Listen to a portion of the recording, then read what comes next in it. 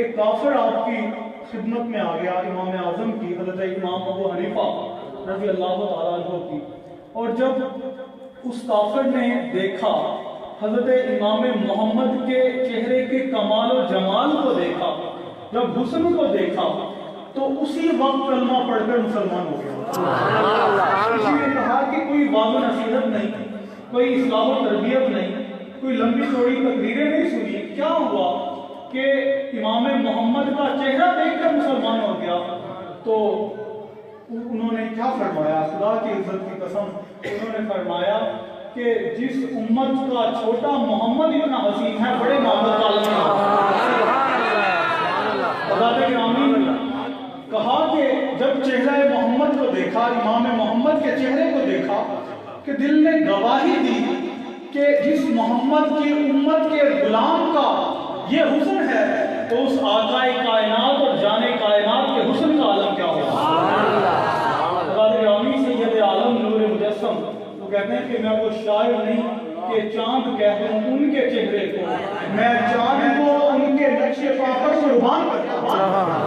حضرت علامہ اقبال رحمۃ اللہ علیہ فرماتے ہیں کہ وہ مولائے کل ختم الرسل دانائے سبحان نے دوبارے فروغ آبادی اور نگاہ عشق و مستی میں وہی اول وہی آخر، وہی قرآن وہی فرقان وہی یاسین۔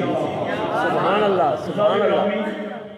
حضرت جابر رضی اللہ تعالیٰ عنہ آپ بارگاہ رسالت میں عرض کرتے ہیں، اور اس حدیث کو حضرت امام عبدالرزاق ابو بکر بن حمام رحمۃ اللہ علیہ لائے ہیں، اور یہ امت کے وہ جلیل القدر امام ہیں جو امام مسلم کے، امام بخاری کے اور امام مالک کے مطابق ہیں۔ آپ اس حدیث کو لائے ہیں، اس حدیث کی صداقت پر متفق علیہ حدیث ہے۔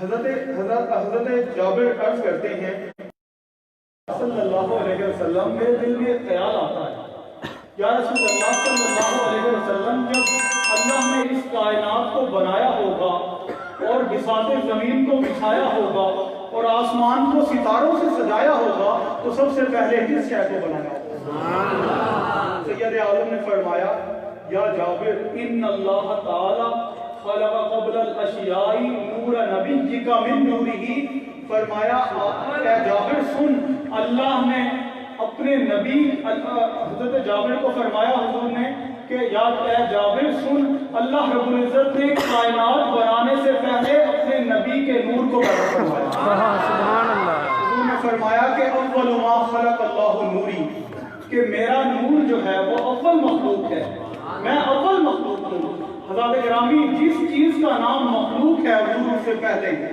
ہوا مخلوق ہے حضور ہوا سے پہلے ہی، حضرت گرامی پانی مخلوق ہے حضور پانی سے پہلے ہی، چاند مخلوق ہے حضور چاند سے پہلے ہی، سورج مخلوق ہے حضور سورج سے پہلے ہیں، انبیاء مخلوق ہے حضور انبیاء سے پہلے ہیں، جنات مخلوق ہے حضور جنات سے پہلے ہیں، حضرت گرامی زندگی مخلوق ہے حضور زندگی سے پہلے ہیں، موت بھی مخلوق ہے حضور موت سے بھی پہلے ہیں۔ حضرت گرامی قرآن سے پوچھتے ہیں کہ زندگی اور موت کا فلسفہ کیا ہے، تو قرآن میں اللہ رب العزت نے واضح ارشاد فرمایا، الذی خلق الموت والحیات، اور وہ پاک ذات جس نے موت اور حیات کو پیدا کیا۔ حضرت گرامی اس سے ثابت ہوا کہ زندگی بھی مخلوق ہے، موت بھی مخلوق ہے، حضور زندگی سے بھی پہلے ہیں حضور موت سے بھی پہلے ہیں، اور ساری کائنات اپنے وجود کے لیے محتاج ہے زندگی کی، اور زندگی اپنی بقا کے لیے محتاج ہے میرے آقا کی۔ نعرہ تکبیر، نعرہ رسالت، یا رسول اللہ، نعرہ تحقیق، حق جاریہ، نعرہ حیدری، یا غوث وقت حضور سیدنا چادر والی سرکار زندہ باد۔ حضرت گرامی، جب یہ نور مصطفیٰ حضرت آدم علیہ السلام کی پشت میں اللہ رب العزت نے رکھا، اور علماء فرماتے ہیں اور اس بات پر متفق ہیں کہ فرشتوں کو جو سجدہ کرایا گیا تھا وہ ظاہراً تو حضرت آدم کو سجدہ تھا، مگر باطناً وہ نور مصطفیٰ کو سجدہ تھا۔ سبحان اللہ۔ حضرت آدم کی پشت اقدس میں سید عالم کا نور ہے، اور حضرت آدم عرض کرتے ہیں کہ مولا میں اپنے جسم سے اپنے وجود سے تسبیح کی آواز سنتا ہوں۔ مولا یہ آواز کیسی ہے؟ اللہ رب العزت نے فرمایا اے ابوالبشر، اے آدم، میں نے تیرے وجود میں، تیری پشت میں اپنے حبیب پاک کا نور ودیع کیا ہے۔ یہ میرے حبیب پاک کا نور ہے جو میری تسبیح اور تعریف کرتا ہے۔ حضرت آدم نے پھر عرض کی کہ مولا ظاہر فرما، اور میں اس نور کو دیکھنا چاہتا ہوں، اس کی زیارت کرنا چاہتا ہوں۔ تو پھر آپ کی خواہش پر، آپ کی دعا پر وہ نور مصطفیٰ حضرت آدم کے انگوٹھوں اور ناخنوں میں نمودار ہوا، اور حضرت آدم نے انگوٹھے چوم کر آنکھوں سے لگا دیا۔ سبحان اللہ، سبحان اللہ۔ انگوٹھے چوم کر آنکھوں سے لگانا جو ہے وہ ہمیشہ ہمیشہ کے لیے حضرت ابوالبشر کی سنت ہو گیا۔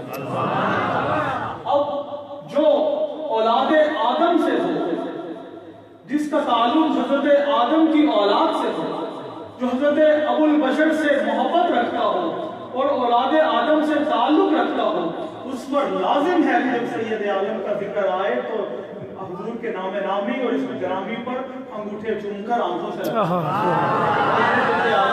حضور چادر والی سرکار رحمۃ اللہ علیہ آپ فرماتے تھے کہ جو سید عالم کا نام چوم کر آنکھوں سے لگاتا ہے وہ کبھی بھی اندھا نہیں ہوگا۔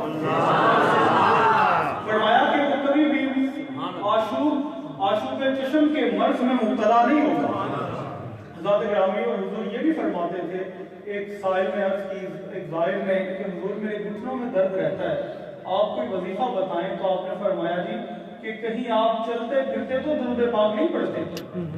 اس نے ہاتھ جوڑ لیے، اس نے کہا حضور میں یہی کرتا ہوں کہ چلتے پھرتے درود پاک پڑھتا ہوں۔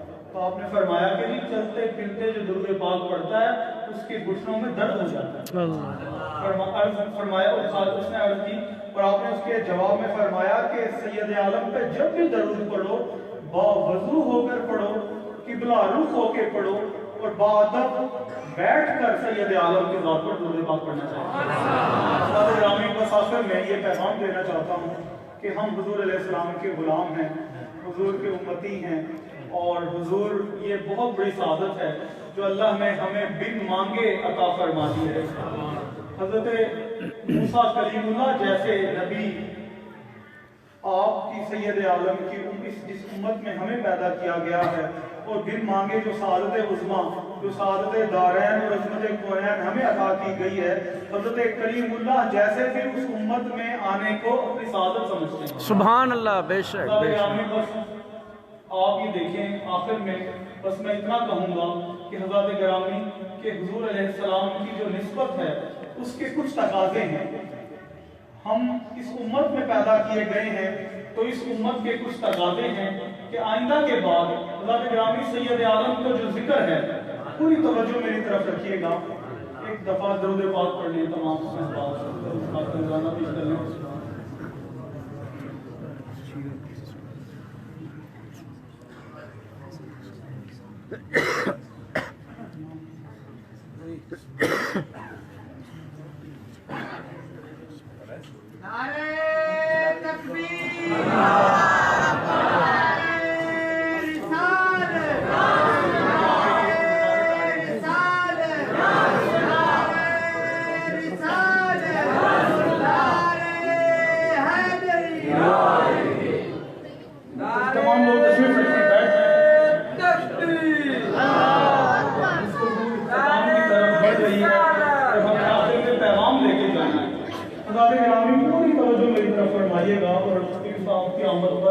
ہم آپ کا تہ دل سے صمیم قلب سے شکریہ ادا کرتے ہیں۔